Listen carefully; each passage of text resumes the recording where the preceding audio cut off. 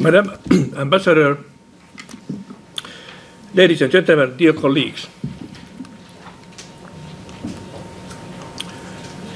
because we are not living alone on the globe, we are in continuous danger.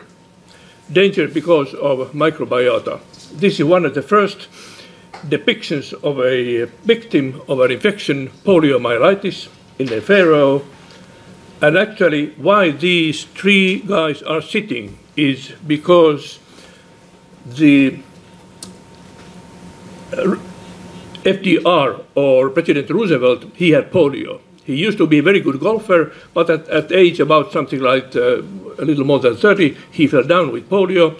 And after that, you cannot find a picture in which Roosevelt would be standing. Infectious diseases can be divided in several ways. One way is to look how constantly they are with us.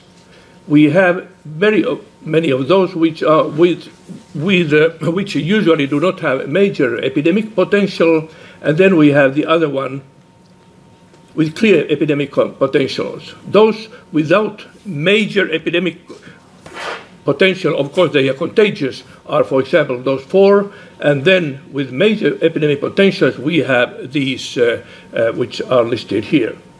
And if we take into account just the normal flu or running nose, it is a major problem for humankind.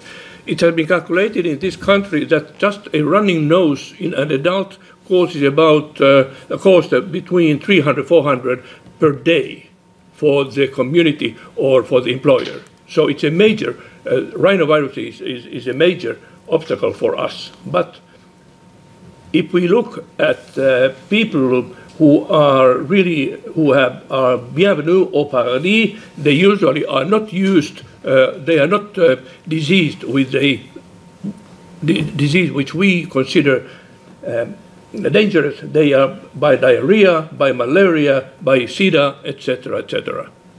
They are the real problems. But let us concentrate today to these great epidemic or pandemic diseases, which usually also cause a major hullabaloo, as we have known. And the big three in history are plague, influenza, and cholera.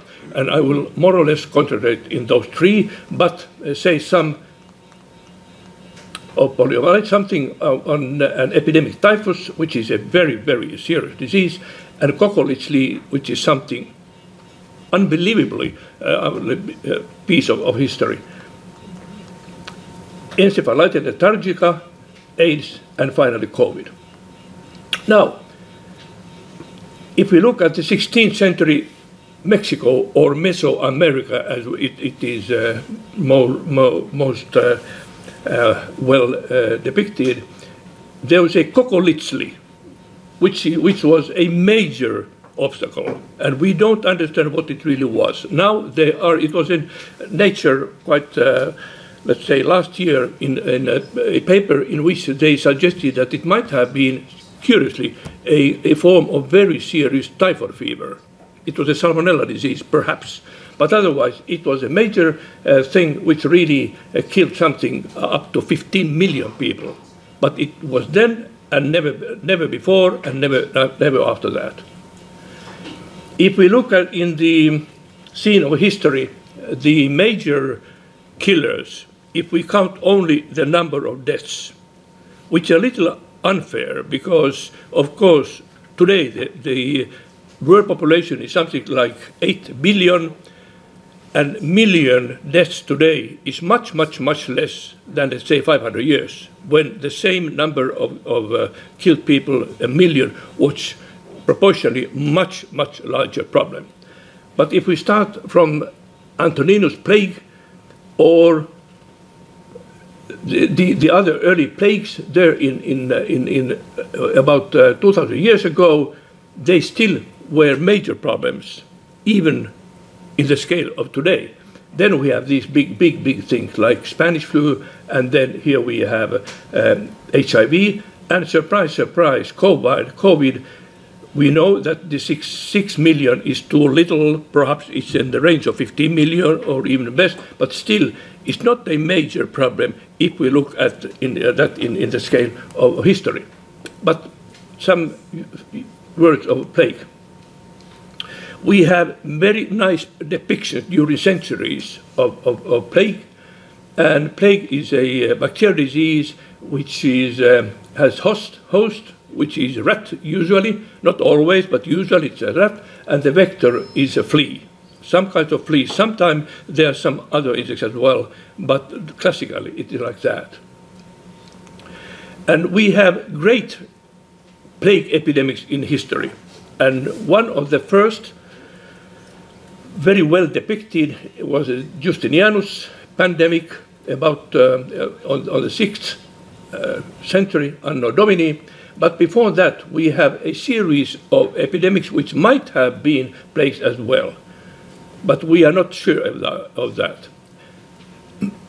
In the first book of Samuel in Bible, we can find a epidemic depiction which might have been plague, but we cannot prove it. But which is very well known now and proven was that Justinianus or Justinian, the first plague pandemic, and then the second pandemic, Black Death, where they really were due to Yersinia pestis. And then we have the third pandemic, which actually is still going on to some extent. It's very difficult. It's quite easy to say when a pandemic starts, but when it really ends, it's not that simple at all.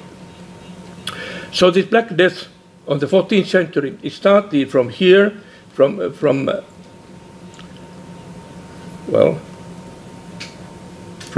east, probably more east than Crimea. It started here, somewhere from here. We are not very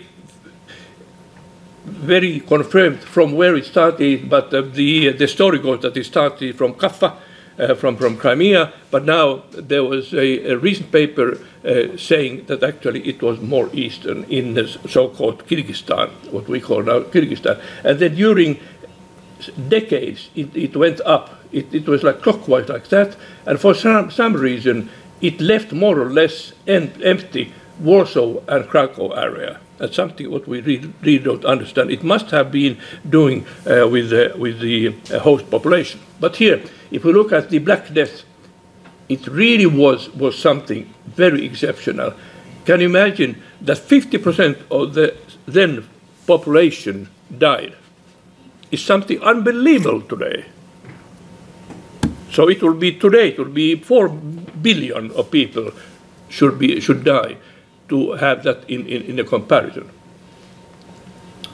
But even after Black Death, the pestis or plague has been continuously a problem, and it caused more or less small epidemics locally for centuries and for centuries.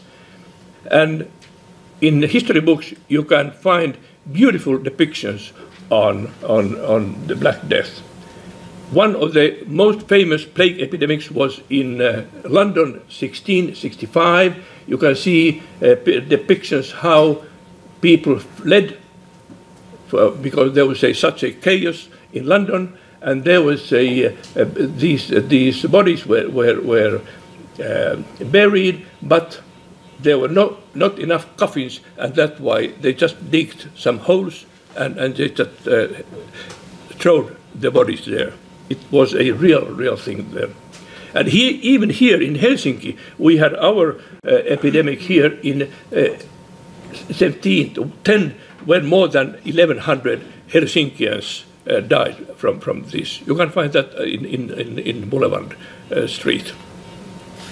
But, as mentioned, the third epidemic or pandemic is not yet ended quite. You can find, for example, if you go to Mongolia and look at the newspaper, you can find that you'll be in the Ulaanbaatar Post that they say some plague still, and even in concerning Finnish people, you can find text showing that plague cancelled the trip of Finnish tourists to Madagascar in this very case. How about influenza? Influenza is something which has been for probably for centuries or millennia with us. And the first influenza which has been found in history might have been in 1510, and then repeatedly different epidemics or even pandemics. And what is characteristic of influenza virus is that usually what happens is, believe it or not, there is a mixture. The pig is a great mixture. And if it receives a virus from these Asian host birds usually, and then another virus from human, then it really makes a mixture. We call that reassortant, and these reassortant are usually the viruses which cause our influenza. But it is also possible that there is a direct transmission between the birds and human, and then it can be very dangerous. And that probably happened with those most dangerous influenza epidemics in history. In that Spanish influenza, it was called Spanish because Spain was not participating in the First World War, and because everybody knew that in Spain there were many people falling down of disease. Then the rumor came out to Finland as well, and that's why people started to call that the Spanish influenza, although it had nothing to do with Spain. It probably began from United States. We are not very sure of that, but probably it was so, and it caused a real chaos. And from those days, about 100 years ago, we have received those very good hygienic procedures with which even now, against COVID, we should protect ourselves, which means that don't take taxi or don't, like here, keep off from other people and so on and so on. Exactly the same thing, the same rules hold true today as 100 years ago. And the masks were very famous things to be used even then, like you can see in these soldiers who are marching from Seattle to a ship to arrive to Europe for battle. And Finland was not an exception. Even here in Finland, we had a very serious, actually 4 waves of very serious influenza epidemic in those years. What was exceptional was that especially this age group, between 20 and 40 years, and more males and females died. And this is very exceptional. Usually the mortality curve of influenza is like J, which means that the higher is the age, then the more victims, usually not at the middle age, but here it was like W, small children, and then older people, and then the middle age. And that's one reason why the Spanish influenza was so terrible as it was. Here is one victim from Finland being buried. And you can see that in our mortality, we can see very clear deviation in those years. No doubt we had in the same years, we also had a civil war, very civil war, but there's no question that the number of victims due to influenza was much higher than our victims died from our civil war.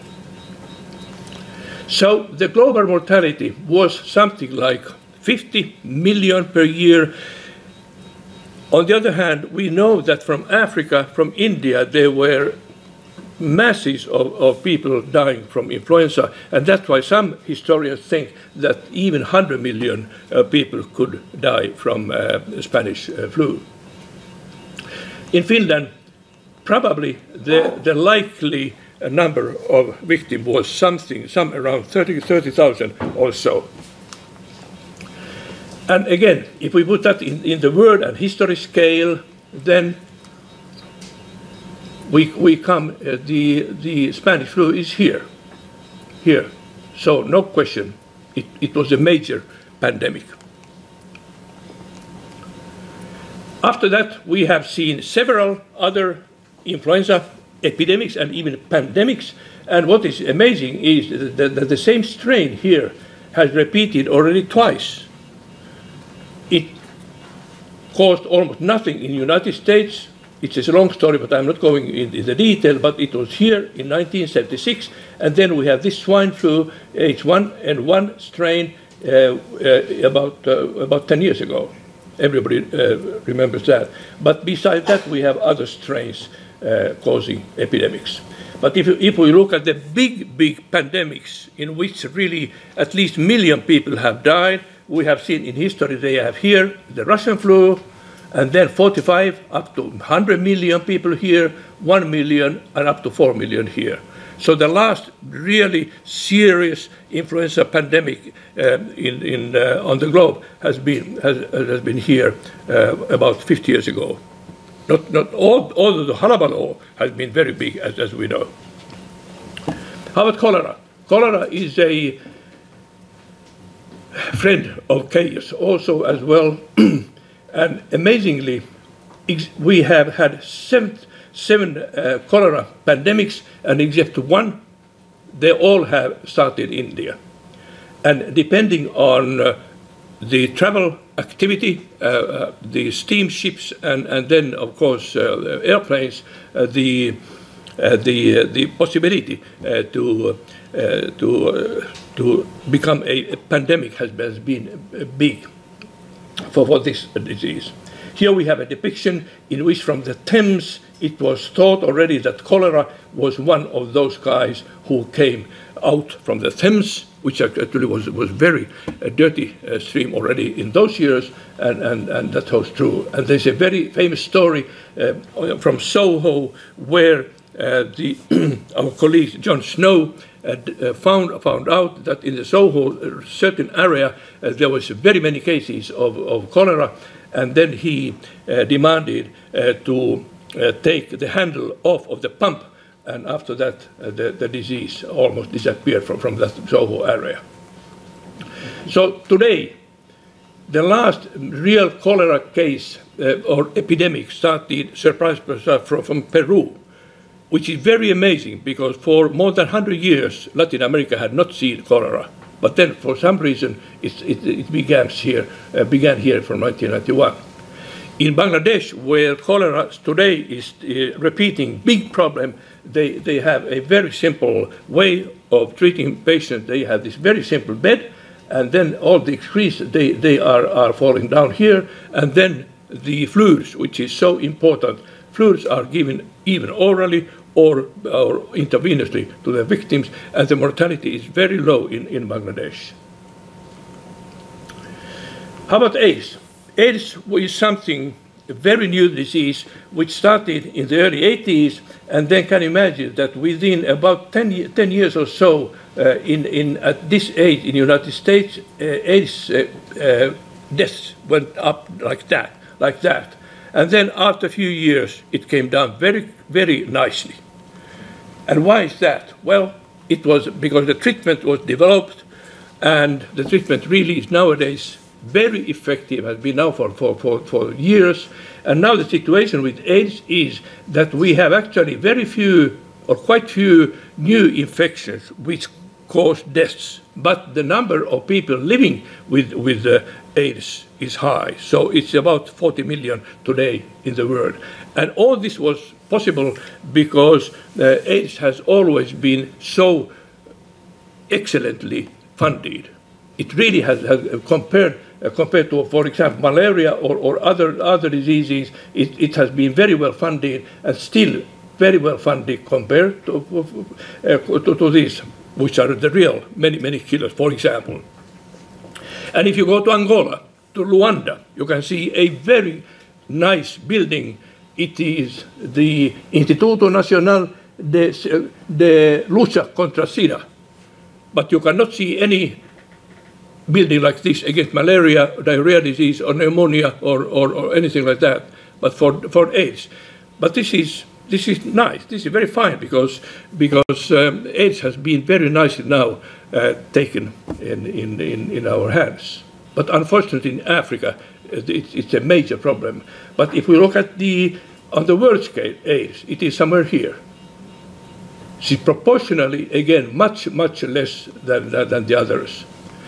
And in AIDS, today Finland, it never, for some reason, never has been a major problem in Finland, but the resources, on the other hand, have been very good. And now, today, the situation is that during about 40 years, less than 600 people have died in Finland, and the infection peaks still at the age of 30 to 39 years, and thanks God, no neonatal infections among more than 350 babies have been found in Finland. Well, people have tried to prevent AIDS, but you can see how effective this can be. But sometimes they are quite, I think these are well done, very good propaganda, how to prevent this disease. And just a few words on COVID. No question that COVID in Finland, as everywhere, has been a real big thing in our newspapers. And the fact is that about 80% of the infections, they are symptomless, and that's very important.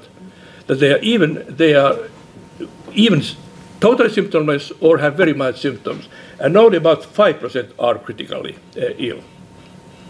And one of the amazing things in COVID is that go to any country in the world, the age distribution concerning the deaths is exactly the same. So the significant mortality started at about age 60, 65, and then it goes up. It's one of the, if you can see any advantages in this disease, it is this age distribution, which says that although infections are most prevalent at middle age, the number of deaths are here, which means that our concentration really should be put in elder people to prevent this.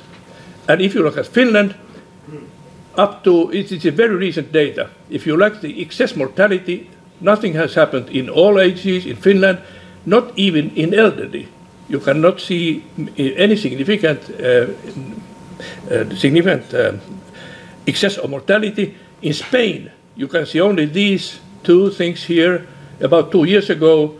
But in Sweden, which has been so much published, you can see here these excess mortality waves here in the beginning of epidemics, because Sweden was not good at all in preventing deaths among elderly people. But after that, nothing special has happened. Sweden has been among other countries as well. But vaccines really have been done, very nice work. All these things, this area has been prevented by vaccines. So there's no question that vaccines are good. But again, if we put that in the world scale, here we are. As mentioned, this 6 million might be underestimated. Let's put that in 15 million, but still 15 million would be something like that. So again, putting things in scale, we should realize that in infectious diseases, the media clamor does not equal to the general significance of the disease.